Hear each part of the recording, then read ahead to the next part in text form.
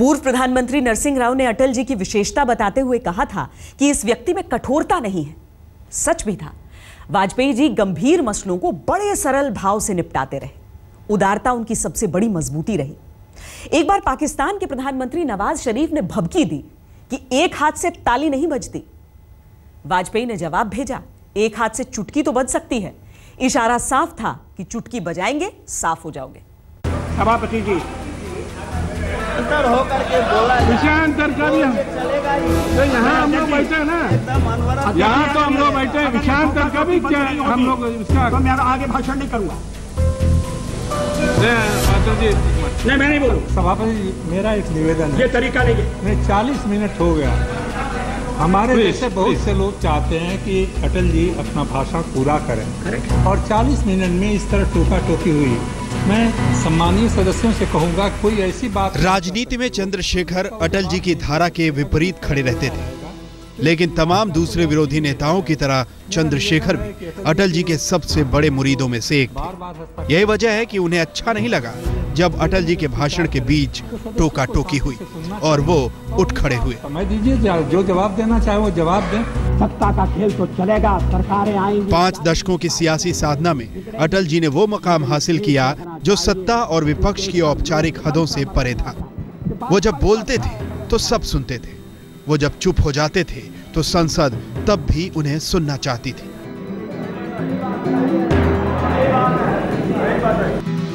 अटल जी के बुलंद किरदार ने हमेशा सिद्धांतों की सियासत की, बिना ये सोचे कि क्या खोया क्या पाया।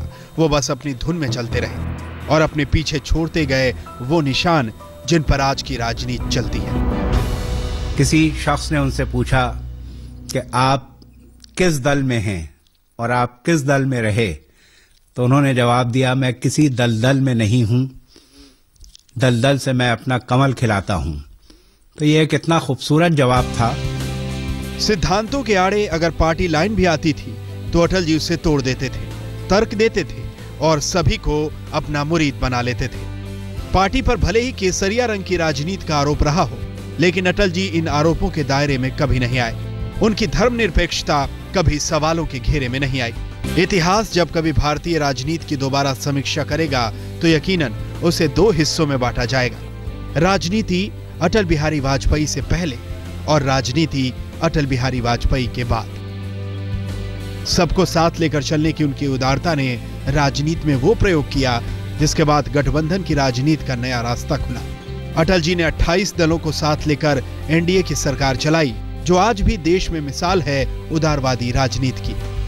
उनके जवान से या उनके आचरण से कभी किसी तरह के किसी आदमी को कोई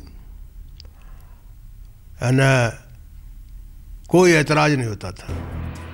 सक्रिय राजनीति से संन्यास लेने के बाद भी अटल जी कभी किसी से भुलाए नहीं जा सके। न उनकी शख्सियत और सम्मान को कोई बिसरा सका। यूपीए सरकार के दौरान केंद्रीय मंत्री बेनी प्रसाद वर्मा ने जब अटल जी के बारे में कुछ आपत्तिजनक टिप्पणी की तो पूर्व प्रधानमंत्री मनमोहन सिंह बेहद दुखी हुए और उन्होंने भारी मन से सदन में खड़े होकर माफी मांगी।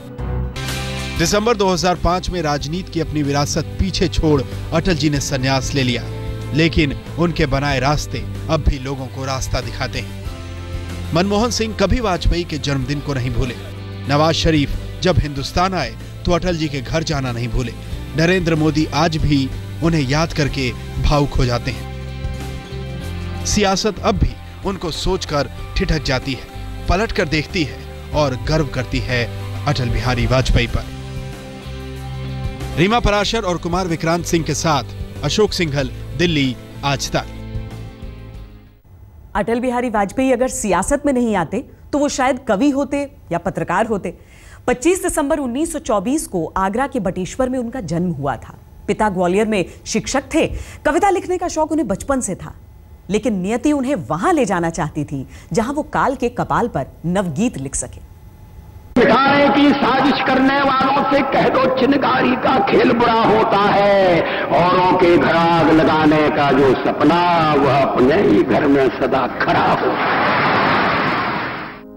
अटल बिहारी वाजपेयी बचपन से ही कुछ अलग थे। छात्र जीवन से ही आरएसएस से जुड़ गए। संघ की शाखाओं में जाते थे और उसके बाद देशभक्ति की कविताओं के साथ साथ अपनी कविताएं भी सबको खूब सुनाते थे। हाई स्कूल तक ये सिद्ध हो गया था कि प्रतिभावान व्यक्ति है और आगे जाएगा। कब सम्मेलनों में जाते थे, हम लोगों को साथ ले जाते थे, देर तक रुकते थे, वहां पर साथ ले आते थे। ग्वालियर के विक्टोरिया कॉलेज से बीए और कानपुर के डीएवी कॉलेज से राजनीति शास्त्र में एमए किया। चुनावी राजनीति में भी उन्होंने खूब हिस्सा लिया। वाजपेयी ने पत्रकारिता को अपना करियर चुना। राष्ट्रवादी विचारधारा की पत्रिकाओं पांचजन्य, राष्ट्रधर्म, दैनिक स्वदेश और वीर अर्जुन का उन्होंने संपादन भी किया। मगर मैंने प्रधानमंत्री होने का सपना नहीं देखा। मैं पत्रकार होना चाहता था, बन गया प्रधानमंत्री। आजकल पत्रकार मेरी हालत खराब कर रहे हैं। मैं बुरा नहीं मानता, क्योंकि मैं पहले ये कर चुका हूं। लेकिन वाजपेयी की बोलने की असाधारण क्षमता के किस्से डॉक्टर श्यामा प्रसाद मुखर्जी और पंडित दीनदयाल उपाध्याय तक पहुंची। इन दोनों से मुलाकात के बाद वाजपेयी सियासत में उतरे और 1951 में भारतीय जनसंघ के सदस्य बने। 1957 में बलरामपुर लोकसभा सीट से जीतकर अटल जी पहली बार संसद पहुंचे।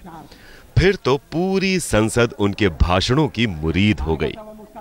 पंडित नेहरू ने तो ऐलान कर दिया कि एक दिन ये शख्स देश का प्रधानमंत्री बनेगा। क्या आपके साथ कोई तुलना नहीं हो सकती।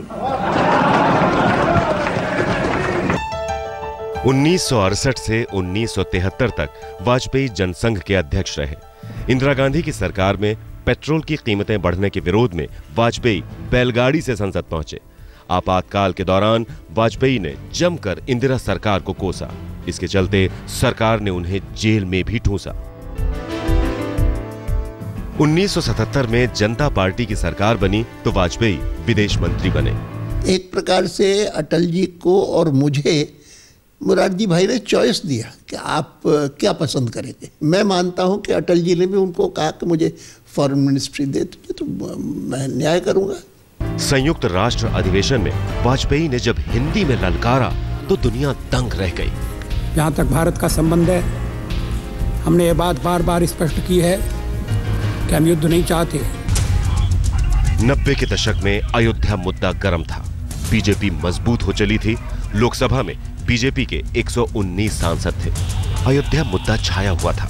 अयोध्या में कार सेवकों का हुजूम जमा था। अटल बिहारी वाजपेयी कट्टरता के समर्थक नहीं थे, लेकिन सवाल पार्टी हित का था, लिहाजा अटल ने वही कहा जो पार्टी चाहती थी। नुकीले पत्थर निकले, उन पर तो कोई नहीं बैठ सकता, तो जमीन को समतल करना पड़ेगा, बैठने लायक बनाना पड़ेगा। 6 दिसंबर 1992 को कार सेवकों ने विवादित ढांचे को ढा दिया। देश की धर्मनिरपेक्षता तार-तार हो गई। वाजपेयी ने संसद में पार्टी लाइन के खिलाफ जाकर इस विध्वंस की निंदा कर डाली।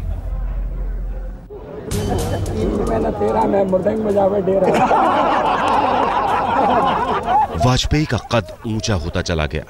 1996 में जब प्रधानमंत्री पद की उम्मीदवारी की बात आई तो पार्टी ने वाजपेयी का नाम आगे बढ़ा दिया। 16 मई 1996। मैं अटल बिहारी वाजपेयी ईश्वर की शपथ लेता हूं। ये वो तारीख थी जब अटल बिहारी वाजपेयी पहली बार प्रधानमंत्री बने, लेकिन बहुमत के अभाव में 13 दिनों में ही ये सरकार गिर गई। सरकार तो गिरी, लेकिन संसद में अटल जी का भाषण जिसने सुना उसके दिल में उतर गए वाजपेयी।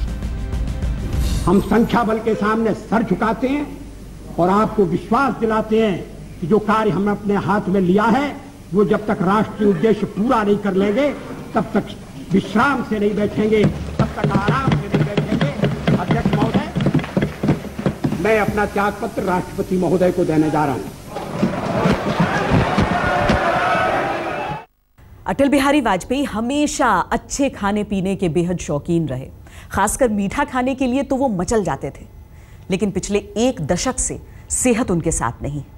जीवन की ढलती सांझ में सेहत भी ढलने लगी है।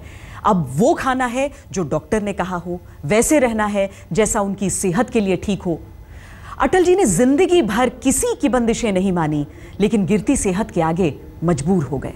सुने कौन सिसकी, अंतर को चीर व्यथा पलकों पर ठिठकी, हार नहीं मानूंगा रार नहीं ठानूंगा, काल के कपाल पर लिखता मिटाता हूँ, गीत नया गाता हूँ। मंच हो या महफिल या फिर संसद का सभागार, अटल बिहारी वाजपेयी की दहाड़ जर्रे जर्रे की याद में समाई है।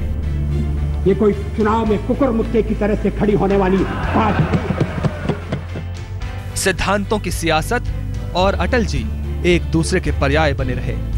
जिस तरह की राजनीति चल रही है मुझे रास नहीं आती। मैं छोड़ना चाहता हूं मगर राजनीति मुझे नहीं छोड़ती। जब तक दम रहा, शरीर साथ देता रहा, तब तक ये योद्धा मैदान में डटा रहा। न टायर्ड न रिटायर्ड। पहले मैंने कहा था न टायर न रिटायर, और देख रहे हैं कि मैं ठीक काम कर रहा हूं। जीवन की ढलती सांझ में सेहत साथ छोड़ती गई। 1 दशक पहले ही सियासत की विरासत अपने प्रिय मित्र लालकृष्ण आडवाणी को सौंपकर अटल जी ने संन्यास ले लिया। जूझने का मेरा कोई इरादा न था, मोड़ पर मिलेंगे इसका वादा न था। रास्ता रोककर खड़ी हो गई, ये लगा जिंदगी से बड़ी हो गई। सेहत बरसों से उनका साथ नहीं दे रही है। वो देखते सब हैं, लेकिन हमेशा गरजने वाली वाणी खामोश है। बोलने में उन्हें तकलीफ होती है। देखिए युग क्या होता है। अब अटल जी की का स्वास्थ्य ही उनको अनुमति नहीं देता कुछ योगदान करने के लिए। उम्र 90 साल का आंकड़ा पार कर रही है। उम्र और सेहत दोनों ढलान पर है। किसी तरह सामान्य दिनचर्या चलती है। दिनचर्या सुबह से ठीक रहती है। सुबह उठते हैं,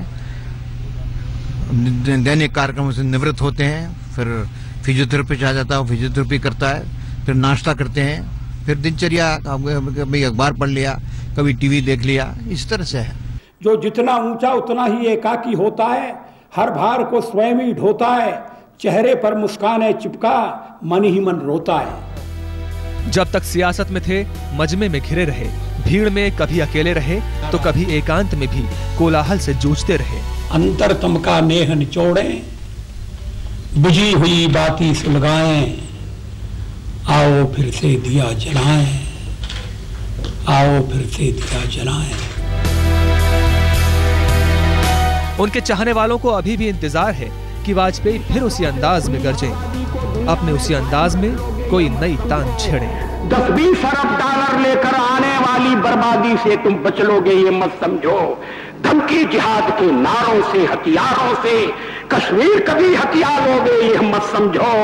हमलों से, अत्याचारों से, संहारों से भारत का शीश झुका लोगे। अशोक सिंघल के साथ आज तक ब्यूरो। अटल बिहारी वाजपेयी के मुरीद सियासत के गलियारों के लोग रहे तो फिल्मी दुनिया के भी इन्हीं मुरीदों में शामिल हैं सुरों की मल्लिका लता मंगेशकर। लता दीदी ने तो एक बार यहां तक कह दिया था कि अगर मेरे नाम की स्पेलिंग को उलट दिया जाए तो अटल बन जाएगा। अंग्रेजी में LATA लता और ATAL अटल। अपने प्रिय राजनेता को भारत रत्न सम्मान मिलने पर उनकी खुशी का भी ठिकाना नहीं था। अटल जी नाउम्मीदों के बीच उम्मीदों का चिराग जलाने की बात करते थे जो दिल को छूती थी। लता मंगेशकर ने उन गीतों को चुना तो दुनिया ने बड़े गौर से उसे सुना।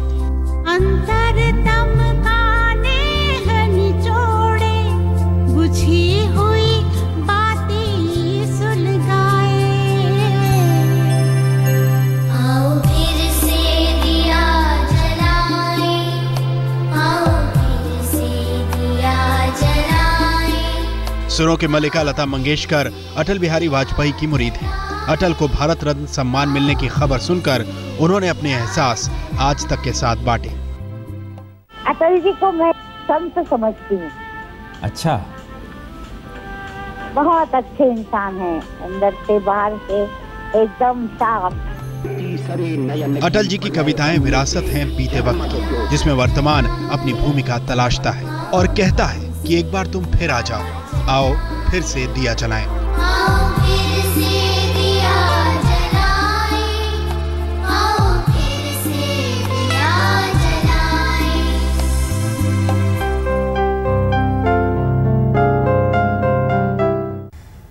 सपनों से मीत, बिखरा संगीत, ठिठक रहे पांव और झिझक रही झांझ, जीवन की ढलने लगी सांझ। आपातकाल के दौरान अपने 50वें जन्मदिन पर अटल जी ने यह कविता लिखी थी। बदलती सियासत के साथ वो उदासीनता दूर हो गई। अटल जी तब भी मिसाल थे, आज भी मिसाल है। हमारी इस पेशकश में इतना ही। देश और दुनिया की बाकी खबरों के लिए आप देखते रहिए आज तक।